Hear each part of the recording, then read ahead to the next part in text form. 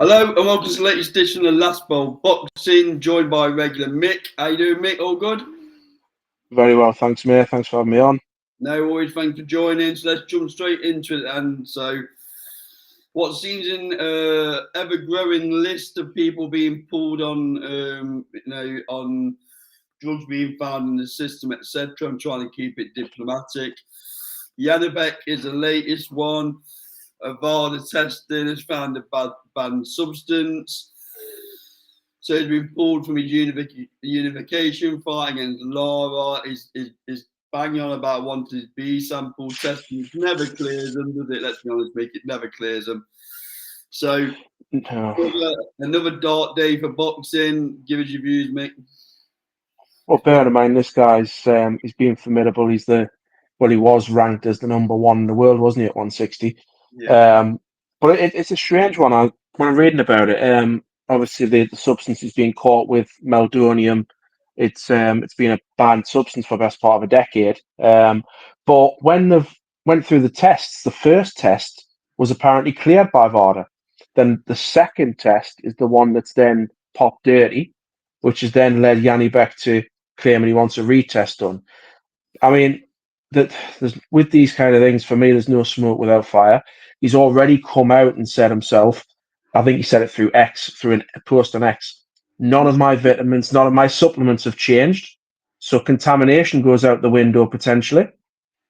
When are we going to get a fighter who gets caught who just has the bottle to come out and say, hold me hands up, I got caught?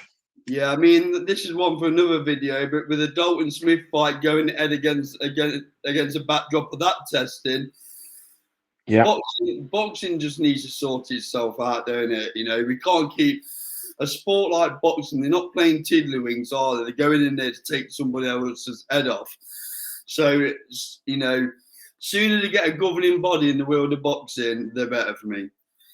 Yeah, for sure. We've done specials on this in the past. And until something radical changes, it's never going to get any better. You're going to keep getting these champions and up and comers who are popping dirty because the risk to reward is too great. The risk that you're taking to actually for what you could gain, it's just too great at the minute. The punishment isn't enough for if you do get caught. I mean, we're in the midst of seeing Ryan Garcia getting a WBC world title shot. He's coming off the back of a defeat and a drug ban that he accepted. And then who's he going to fight next if he wins, mate? Exactly. That's another video in itself, isn't it, with Mr. Ben? But it's just rife. And for me, the governing bodies, the sanctioning bodies, they don't help at all. They're adding to this because it's just money driven, isn't it? I get Whoever it. makes the most money. I'm not justifying it here, Mick, but I get it, right? Small margins, small percentages in improvement, etc., etc. But it still doesn't justify taking substances that you shouldn't be taking. And I think responsibility falls squarely with the boxer. But I am in favour of the entire team taking a ban rather than just the boxer.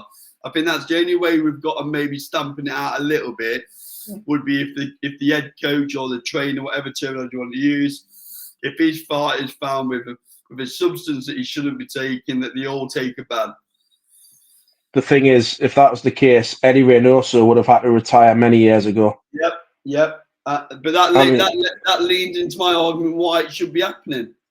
Yeah, I agree. But the fact is, it's one of those things where we all know what the right thing is, but how feasible is that would actually happen when you're talking about people becoming multi-millionaires in this business?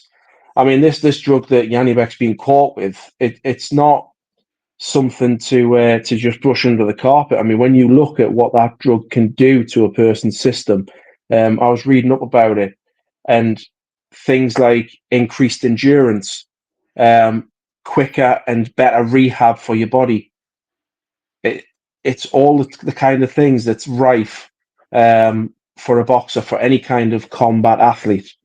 So, yeah, it needs somebody to step in and do something sizable to change the narrative and change the landscape. I'm not sure what the answer is why there's not a governing body in charge. Let's be honest, boxing's a bit like the Wild West, isn't it? If you've got enough dough in your pocket, mate, you could go and be a promoter or whatever, couldn't you, and get involved in the sport. There's no barrier to entry at all, is there? Exactly. It's like you say, anybody could do it. I mean, if Ben Shalom can do it, any of us could. Let's be honest.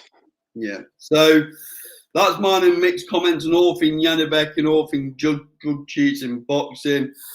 Plenty of activity at the minute in the comments box. So like, comment, subscribe. And me and Mick will see you on the next video. Thank you very much for your input, Mick. See you on the next video. Thank you, mate. Bye-bye.